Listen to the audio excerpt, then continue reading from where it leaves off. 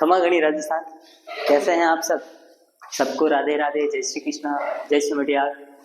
निरंतर हमसे जुड़ने के लिए और अपना प्यार बनाए रहने के लिए बहुत बहुत धन्यवाद। कल अपन ने बात की थी कुछ पहाड़ियों की, आज अपन बात करने वाले हैं कुछ पठार की जो राजस्थान में अपने को देखने को मिलते है ना। जब अपन बात करते हैं कुछ पठारों की बात अपन ने कैसे स्टार्ट की थी?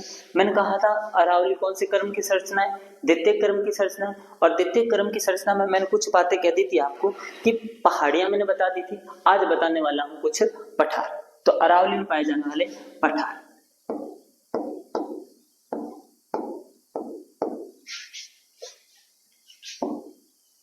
इन पठारों से कैसे क्वेश्चन बनता है?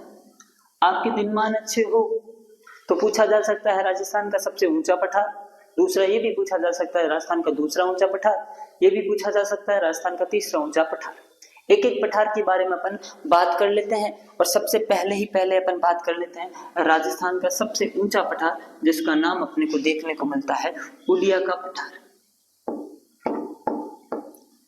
उड़िया का पठार। कौन सा पठार? उड़िया का पठार। लो भाई, कौन से पठार के बारे में बात कर रहे हैं? उड़िया का पठार।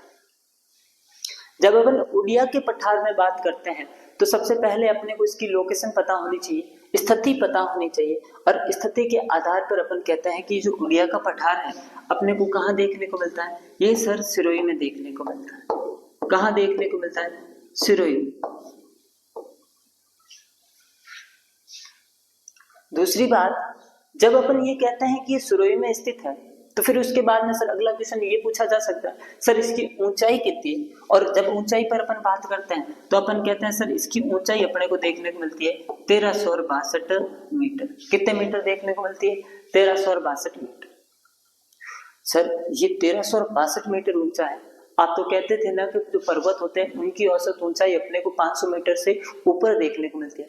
तो कुछ पठारों की ऊंचाई भी अपने को 500 मीटर से ऊपर देखने को मिलती है। जो पर्वत और पठार में जो अंतर किया जाता है ना, अपन कहते हैं पर्वतों का जो ऊपरी भाग होता है वो क्या होता है? नुकीला होता है। लेकिन जो पठार होते हैं इनका ऊपरी भाग क्या होता है? समतल होता है। इनकी ऊंचाई को लेकर, इन दोनों की ऊंचाई को लेकर कभी इनमें मतभेद नहीं किया जा सकता। इनमें अपन अंतर नहीं बता सकते। इनमें जो अंतर बताने की जब बात आती है तो अपन इनकी संरचना के आधार पर इनमें अंतर बता सकते हैं। अपन कह सकते हैं पर्वतों का जो ऊपरी भाग होता है वो कैसा होता है? समतल होता है। जबकि पर्वत होते हैं जिनका ऊपरी भाग कैसा देखने को मिलता है? नुकीला देखने को मिलता है। वापस से आ जाते हैं अपने उड़िया के पठार पर। उड़िया के पठार मैंने पहली बात तो ये कही कि ये जो है सिरोही में स्थित है। फिर दूसरी बात मैंने ये कही कि इसकी ऊंचाई 1362 मीटर देखने को मिलती है।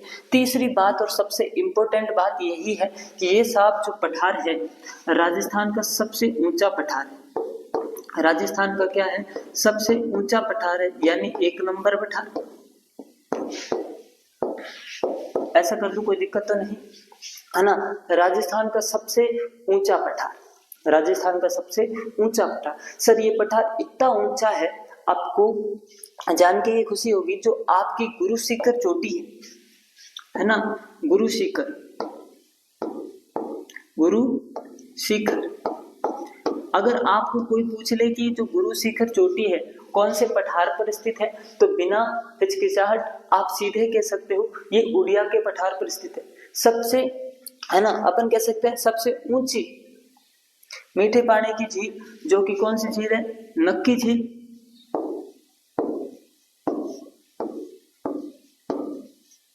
ये नक्की झील कहां पर देखने को मिलती है? ये भी अपने को उड़िया के पठार पर देखने को मिलती है साहब। सबसे ऊंचा शहर अगर आपसे पूछ ले तो कौन सा आ जाएगा?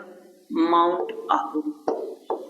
आप इसके अलावा उड़िया के पठार में ये 3 बिंदु पूछे जा सकते हैं कि माउंट आबू, नक्की झील और गुरु शिखर, ये कौन से पठार पर देखने को मिलता है? तो उड़िया के पठार पर। और उड़िया के पठार से ही क्वेश्चन आता है कि इसकी ऊंचाई कितनी है, लोकेशन क्या है, या फिर इसकी विशेषता के संदर्भ में अपने को पूछे तो अपन ये बिंदु बता देंगे और एक अपन क्या कह देंगे? राजस्थान का सबसे ऊंचा पठार।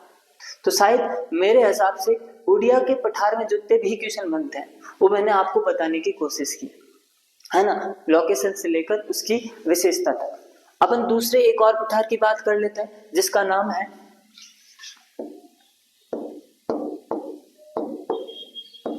आबू का पठार। कैसा पठार? आबू का पठार। चलो बात कर लेते हैं आबू के पठार की। आ जाओ भाई। जब अपन आबू के पठार की बात करते हैं तो लोकेशन की सबसे पहले बात की जाएगी। ठीक इसी की भी जो इसकी लोकेशन है आज उसकी स्थिति भी है अपने को कहाँ देखने को मिलती है? सिरोही में देखने को मिलती है। कहाँ देखने को मिलती है? सिरोही में। ठीक इसमें भी अपन आगे क्या देखेंगे, ये साहब कितना ऊंचा है। जब अपन इसकी ऊंचाई की बात करते हैं तो अपन कहते हैं इसकी ऊंचाई साहब 1295 मीटर। जब अपन जैसे ही 1295 मीटर कहते हैं तो अपने सामने ये आता है कि सब 1362 मीटर तो वो था, ये 1295 मीटर है। इसका मतलब सर ये राजस्थान का दूसरा ऊंचा पठार है। तो अपन पास में लिख देंगे साहब राजस्थान और पास में मैं कर देता हूं सेकंड। फर्स्ट वो हो गया, सेकंड ये अपना आबू का पठार हो गया। तीसरी बात सर उसकी विशेषताओं में तो अपन ने लिखा था कि गुरु सीकर है, नक्की झील है, माउंट आबू है, वो देखने को। इसकी विशेषता का एक बिंदु है जो आपको बार बार पूछा जाता है कि आबू का पठार जो है किस प्रकार की संरचना है। तो उसमें आपको संरचना जब भी दी जाए तो आप कह सकते हो पैथोलिक संरचना का, पैथोलिक संरचना का। किस संरचना का देखने को मिलता है?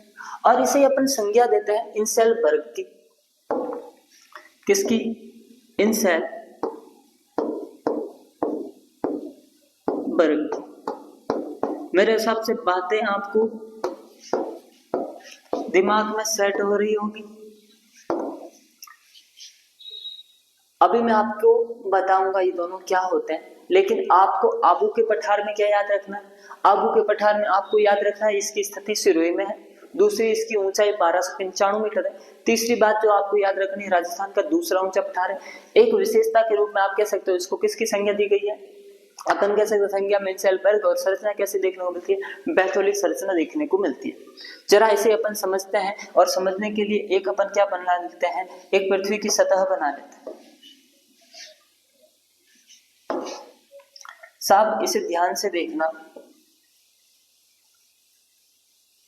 ये मैं क्या बना रहा हूं? पृथ्वी की सतह बनाने की मैं कोशिश कर रहा हूं।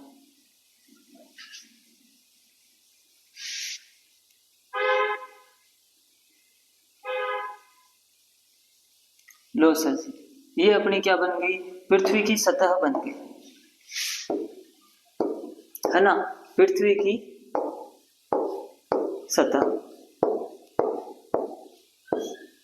और आपको पता है इस पृथ्वी की सतह के नीचे गर्म तपता आपको क्या देखने को मिलेगा? मैग्मा या लावा, है ना। तो अपन क्या दे सकते हैं सर, इसके नीचे अपने को क्या देखने को मिलेगा? लावा या मैग्मा अपने को देखने को मिलता है। लो सर जी, ये अपन ने क्या बना दिया? एक ये मैंने गुमंदाकार क्या बनाया है? पठार बना। यानी अगर जो पृथ्वी, ये जो पृथ्वी की सतह है, इस पृथ्वी की सतह के नीचे मैग्मा जो है जम जाए और जमकर एक पठार का रूप ले ले, तो उस प्रकार की जो संरचना है, उस प्रकार की संरचना को अपन क्या कहते हैं? उस प्रकार की संरचना को अपन कहते हैं पैथोलिक। क्या कहते हैं? पैथोलिक कहते हैं।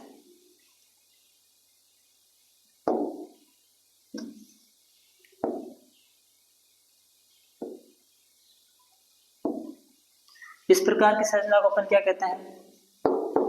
पैथोलिक।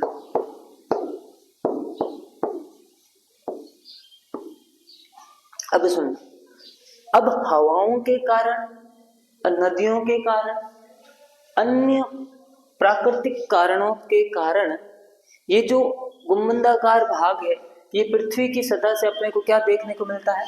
बाहर की तरफ देखने को मिलता है। कैसा देखने को मिलता है? बाहर की तरफ अपने को देखने को मिलता है। कैसे देखने को मिलेगा? बाहर की तरफ देखने को मिलेगा। और जब ये भाग अपने को पृथ्वी की सतह आसपास से हटेगी तभी बाहर देखने को मिलेगा।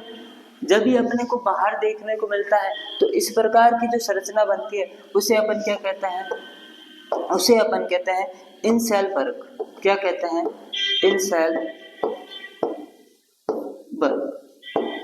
मेरी बात आपको अगर समझ में आई है तो शायद ये आप बता सकेंगे पैथोलिक और इनसेल वर्ग क्या है।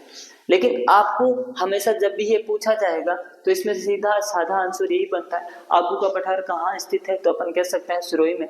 फिर दूसरी बात अपन कह सकते हैं इसकी ऊंचाई 1295 मीटर। फिर तीसरा अपने को कह सकते हैं राजस्थान में दूसरा ऊंचा पठार है। बैथोलिक संरचना और इनसेल वर्ग की बात की जाती है।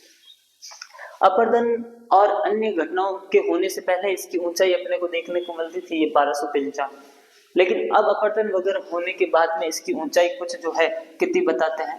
1200 मीटर। कितनी बताते हैं? जैसे ही आप इसकी ऊंचाई 1200 मीटर बताते हो ये राजस्थान का तीसरा ऊंचा पठार बन जाएगा। कुछ जो टीचर्स हैं इसे 1200 बताते हैं, कुछ इसे 1295 बताते हैं। ये आपके ऊपर निर्भर करता है आप इसमें से कौन सा स्वीकार करते हैं। मैंने आपको दोनों ही बताने की कोशिश की है। जो आपको 1295 बताते हैं वो ये कह उनका ये मानना है कि जो पहले बना था वैसा का वैसा है, और अब अपरदन में उपरदन होने के पश्चात में जो इसका शेष भाग रह गया कितना है? 1200। अब आगे देख लेते हैं एक और पठार के बारे में।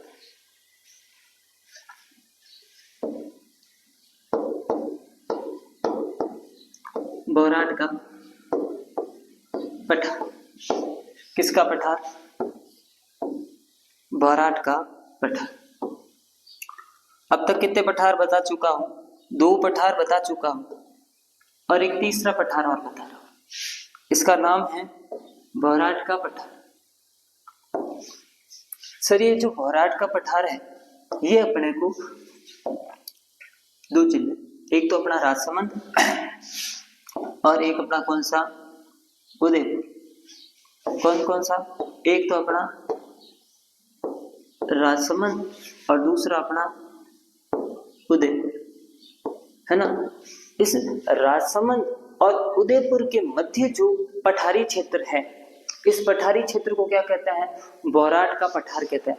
इस र से ये राजसमंद में ना ले, ठीक है। तो याद रखना बोराट का पठार अपने को राजसमंद से उदयपुर के मध्य जो पठारी भाग है उस पठारी भाग को अपन क्या कहते हैं? बोराट का पठार कहते हैं। बात रही राजसमंद में भी कहां से, तो याद रख सकते हो कुंभलगढ़। कहां से? कुंभलगढ़ से। कहां से? कुंभलगढ़ से। और उदयपुर में सर कहां से? उदयपुर में गोगुंदा। उदयपुर में कहां से? गोगुंदा से। मेरी बात अगर समझ में आ रही है तो बातों को लिंक कर पा रहे होंगे कि ये बोराट का पठार अपने को जिलों में पूछ ले तो याद रखना राजसमंद से उदयपुर के मध्य, जिलों से अगर थोड़ी इसके अंदर चला जाए तो कुंभलगढ़ से गोगुंदा के मध्य जो पठारी भाग है उस पठारी भाग को कौन सा पठार कहते हैं? बोराट का पठार कहते हैं। अब जो एक बात अपने को याद रखनी है इसमें याद रखनी है इसकी ऊंचाई अपने को देखने को मिलती है 1225 मीटर। कितने मीटर? 1225 मीटर। इसकी ऊंचाई आप 1225 मीटर बताते हो और आबू के पठार की ऊंचाई आप 1200 मीटर बताते हो तो ये दूसरा ऊंचा होगा। और अगर आप ये मानते हो कि आबू का पठार 1295 मीटर है तो आप इसे लिख सकते हो राजस्थान का तीसरा ऊंचा पठार। राजस्थान का कितने नंबर आ जाएगा? 3rd number.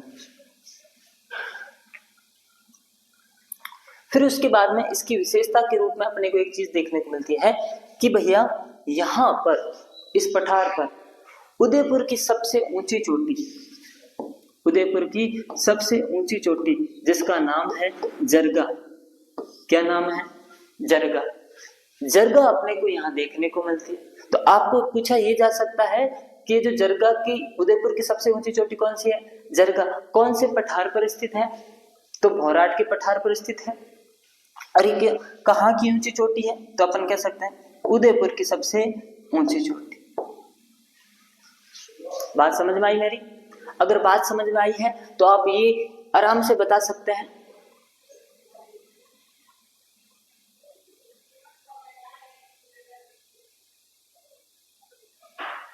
कि सर पहला आपने बताया उड़िया का पठार, जो कि राजस्थान का सबसे ऊंचा पठार है 1362 मीटर। फिर उसके बाद में सर आपने बताया आबू का पठार, जो राजस्थान का दूसरा ऊंचा पठार है। फिर उसमें अपन ने कहा दूसरा ऊंचा पठार है जो कि इसकी ऊंचाई अपने को 595 मीटर देखने को मिलती है। और फिर उसके बाद में सर आपने कहा कि राजस्थान का तीसरा ऊंचा पठार है जिसकी ऊंचाई कितनी देखने को मिलती है 1225 मीटर। फिर उसके बाद में कुछ और बातें करते हैं, इससे पहले एक मिनट।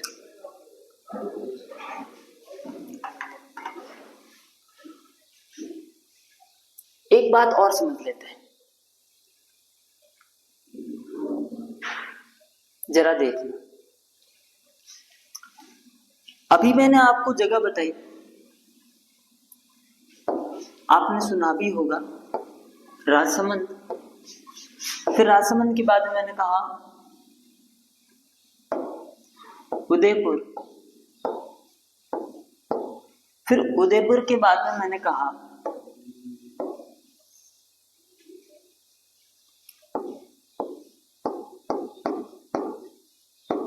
डूंगरपुर। मैंने कहा राजसमंद और उदयपुर के मध्य तो अपने को कौन सा पठार देखने को मिलता है? बोराट का पठार देखने को मिलता है। एक अपने को और पठारी क्षेत्र देखने को मिलता है जिसका नाम है भौमट का पठार। और भौमट का पठार अपने को कौन से दो जिलों के मध्य देखने को मिलता है? उदयपुर और डूंगरपुर के मध्य। किसके मध्य देखने को मिलता है? कौन से पठार की बात कर रहा हूं? भौमट। भौमट का पठार।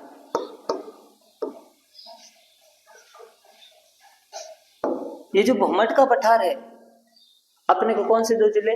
उदयपुर और डूंगरपुर के मध्य देखने को मिलता है। अब मेरी बात सुनो। फिर मैंने आपको एक चीज बताई थी कि उदयपुर में एक अपने को चोटी देखने को मिलती है भाई। उदयपुर की सबसे ऊंची चोटी जरगा। कौन सी? जरगा। जरगा के पास में ही अपने को और एक चीज देखने को मिलती है जिसे अपन कहते हैं रागा। क्या कहते हैं? रागा। तो एक अपन कर लेते हैं रागा और एक है अपनी जरगा, है ना। इस रागा और जरगा के मध्य वर्ष भर रहने वाला हरा भरा क्षेत्र, वर्ष भर हरा भरा रहने वाला क्षेत्र, एक उसे भी अपन पठार के रूप में जानते हैं जिसे अपन कहते हैं देशहरों का पठार। क्या कहते हैं? देशहरों का पठार। इसके अलावा मैंने ये तो अभी आपको बताया ही था कि राजसमंद और उदयपुर के मध्य जो पठार है उसे अपन किसका पठार कहते हैं?